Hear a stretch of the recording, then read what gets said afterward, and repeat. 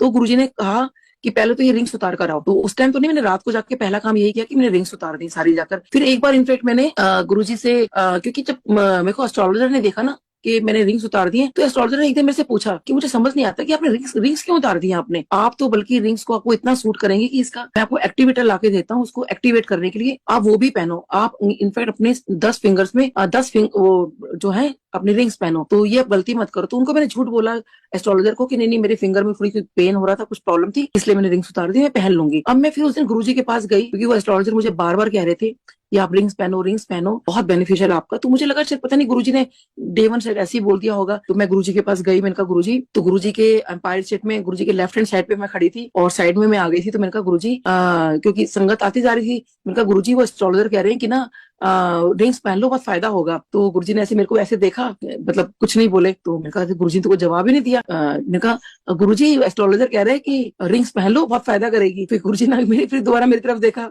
और मैंने कहा गुरुजी ये आपको मतलब पता है वो यही कह रहा है कि बहुत फायदा करेगी, मैं रिंग्स पहन लूं क्या? तो गुरुजी तब मुड़े और कहते हैं उस एस्ट्रोलॉजर ने बोल के 100 दफा हो जा। तो जब गुरुजी ने ये बोल दिया तो डेफिनेटली फिर तो पहनने का मतलब ही नहीं था, और मैंने फिर कभी वो रिंग्स नहीं पहनी दोबारा से।